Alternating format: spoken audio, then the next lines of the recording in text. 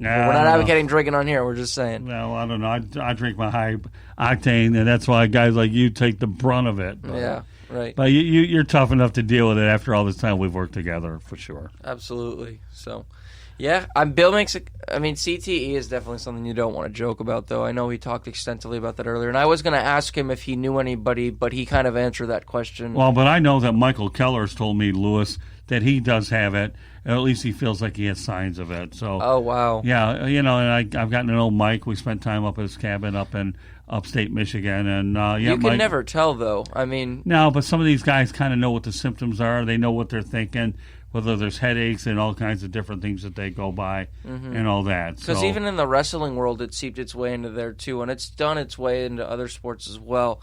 But usually with CTE, a lot of the medical diagnosis states that a lot of its sufferers are very violent during the latter years of their lives before their lives prematurely end. And you never get that with Michael Keller. We've said it many times how great of a guest we think he is and how welcoming and he is. Even if he doesn't know you, he makes you feel like you've known him forever. So, wow. I mean, it's something we never get with that. And if he is dealing with some health problems, me, Scott, and all the listeners out here wish him best. And, Michael Keller is a great guy. So, look, Michael Keller beyond suit. I know he will. So, yeah, and I mean, that goes without saying. Absolutely, and we can always expect Michael Keller to give us 110% each time. The guy bleeds navy blue and yellow, so he's a Michigan fan through and through. And wow, he's an alumnus too. So. Yeah, absolutely. He was on 2 national championship teams there, so you can never. It is kind of terrible that we can never detect that during lifetime. I mean, we knew Junior Seau was acting, strange before his untimely death in 2012. But again, hopefully medical technology can advance, and hopefully the NFL and Roger Goodell can wake up and start compensating these guys that took a hit to make him and his organization money during. Well, that's going to be a major sticking point here when that collective bargaining agreement is up, because once these guys start retiring, which is the current players, and obviously their goal is to make sure that not only what they're going to get is justifiable, but also what will end up happening is it'll benefit the guys down the road. So yeah, it'll definitely be a certain point of contention for sure. So, so far we've done really, really well. I know some of our favorite storylines here. And Bill Winters is always, we have to talk about premature retirements because that's just the nature of the business, And when you deal with the nature of the business, then what happens is you want, again, there's food for thought. Remember, Bill played at a time when they had 2 and 3 a day practices. Now, the collective bargaining agreement only allows you to have so much physicality based on, like Bill alluded to, all the lawsuits and damages that everybody's had to deal with. And I think you'd agree with me that limitation on the practices, while it's good, it's also a bit of a double-edged sword because it just sounds like another reason the NFL doesn't want to compensate those guys medically for whatever injuries they may suffer if they're still doing. Because back in the day when guys like Bill were playing and in the generation before him, the guys like Lynn Swann, running back and or wide receiver, and guys like Lyle Alzado were playing. I mean, practices were brutal, man. Like, what about John Matuszek? There's another guy from the Raiders that took a beating. You got to think about some of these brain injuries, the cancer, the tumors that came with the way these guys passed on earlier. We can get into a list of names. We didn't even touch on it either. Mental illness is something that is prevalent in people who take a lot of hits in the NFL. Oh, well, sure. It's a brain injury. What do you expect? Terry Bradshaw, who I was going to mention, suffered numerous concussions during his career and has now long suffered from depression because of it. He's been on drugs like Paxil for years because of, the risks that he put his body through to win those 4 Super Bowls back in the 70s. That's true.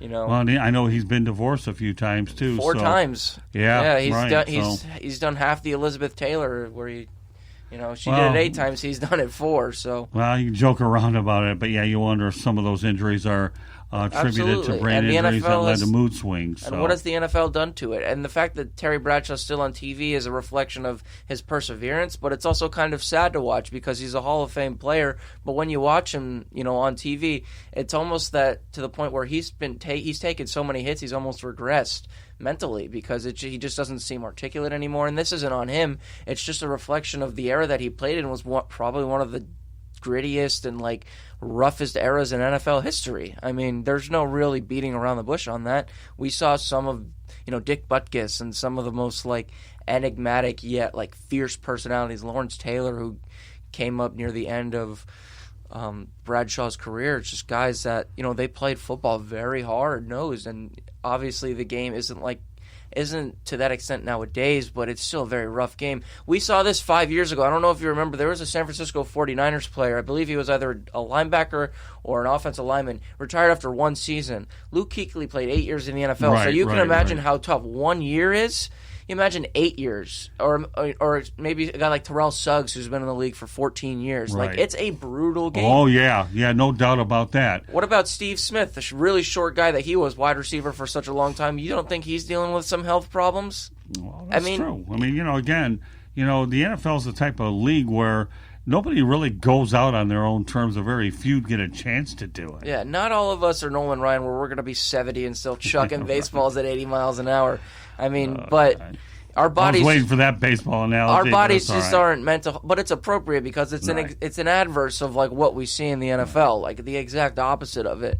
But it's again, you hate seeing that, and I really do think the NFL needs to do a lot more to ensure that this doesn't happen again. Well, they will. A collective bargaining agreement's coming up, and a lot of people saying there's a potential work stoppage that's inevitable. Now, we'll see if it gets to that, but the major sticking point is what we've been talking about all along, and that being the fact that,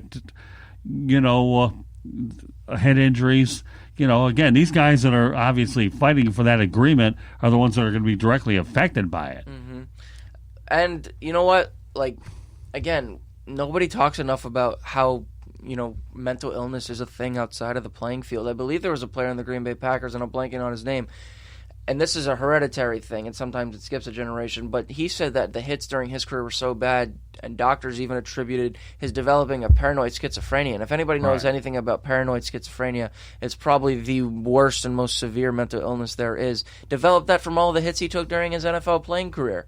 And Roger Goodell, in my opinion, has done a very poor job at being the commissioner of the NFL since he's been there. I wouldn't go that far. I wouldn't. And I'll tell you why. In some respects. No. In your eyes, no, I disagree.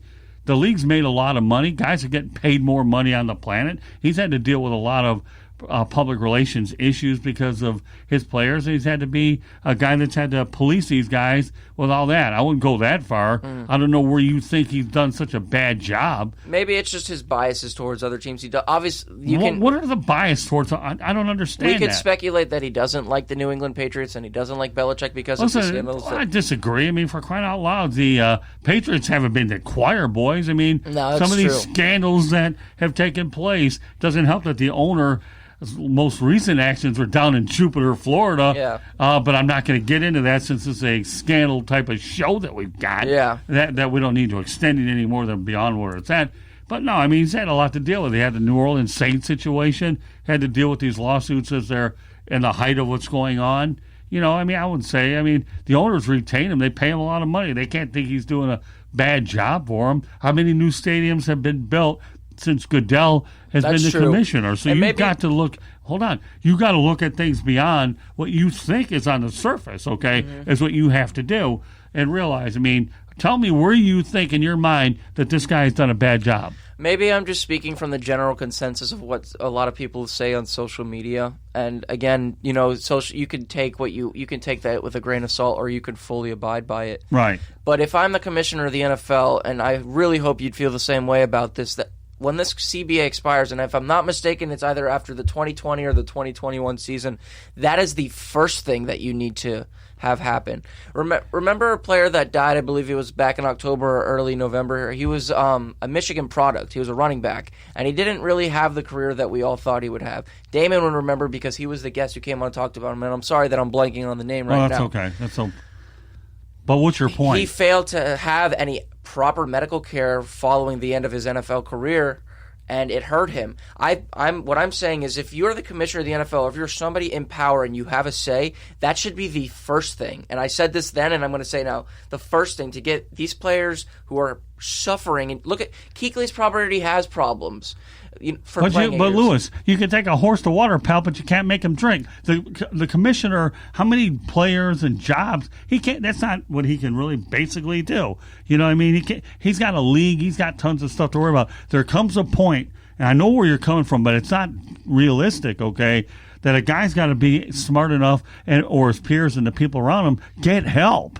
Get help. Mm-hmm. You can't expect the commissioner of the league, okay, who's got 9 million problems on the planet to worry about, to ask a guy to get help. You can't do that. It's physically and practically impossible to do it. Were I to ask you to rank the importance of giving players access to proper medical care during and after the end of their playing career, where would you rank it? It's certainly at the top, but you can't get the commissioner to enforce it on every single player. Mm-hmm. He's not a babysitter. He works for the owners is what he does, and he's making sure that the league, which is a complicated league to govern anyways, absolutely, that you can't expect him to do that, okay? Absolutely. Not like the president of the United States, not that. And that sadly comes down to profit interest, but I still think it's very important that these players at least have.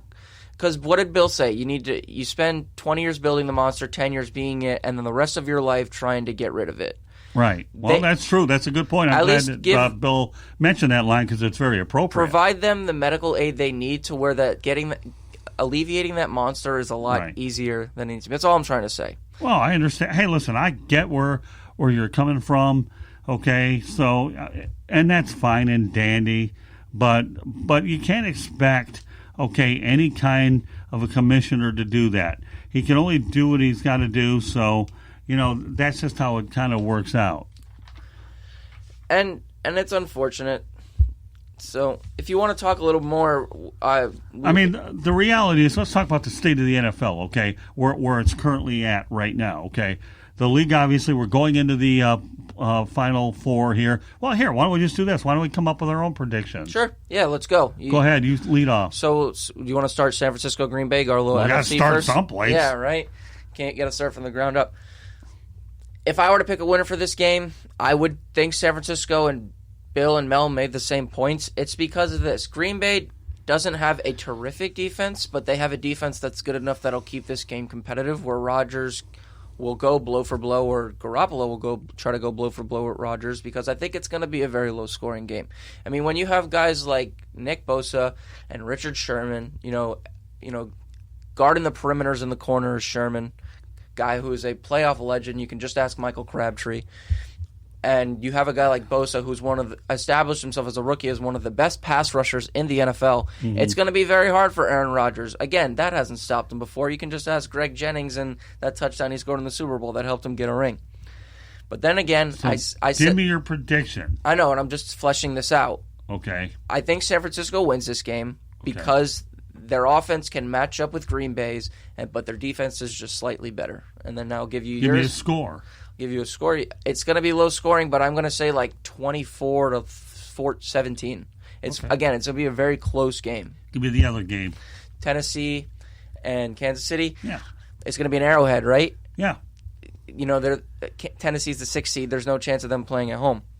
Obviously, I want to go Chiefs because I want to see a State Farm Bowl, but I just picked San Francisco, so I'm not going to see that happen. But I think Patrick Mahomes is the second coming of Aaron Rodgers. I think he has all the physical tools, the quick release with the arm, the ability to read the defense, the balanced run attack that he has, LaShawn McCoy and many others, including himself. And their defense needs to play, give me a score. Really step up. All right, I'll give you a score of this game because I think Tannehill would really have to be on his game to win this one, and I don't see that happening. I'm saying Kansas City wins 34-24 because I still think he's been running back Derrick Henry, former Heisman winner out of Alabama, has been a stud this postseason. I think they're going to contain him, but it's not going to come until later in the game. I think he's going to establish a presence very early on, but it's going to be very close. I still think Kansas City goes to the Super Bowl. Okay, I'll give you mine, okay, and that's this. Everybody's doing a great job picking San Francisco, so I'm going to be that guy that goes the other way. I'm going to pick the Green Bay Packers because they got waxed the first time. You make adjustments. They're in the playoffs, okay, so I figure they don't want to leave the Bay Area in disbelief. So I'm going to actually go with the Packers, but I'm going to go with a 21-17 score. They've won a lot of close games. They've won ugly. There's no reason to think that'll be the case. Now, every old school person will love me for what I'm about to say. I'm actually pulling for Kansas City to see a rematch of Kansas City and Green Bay many years. Yeah, number one. So I'm going to go ahead and pick Kansas City.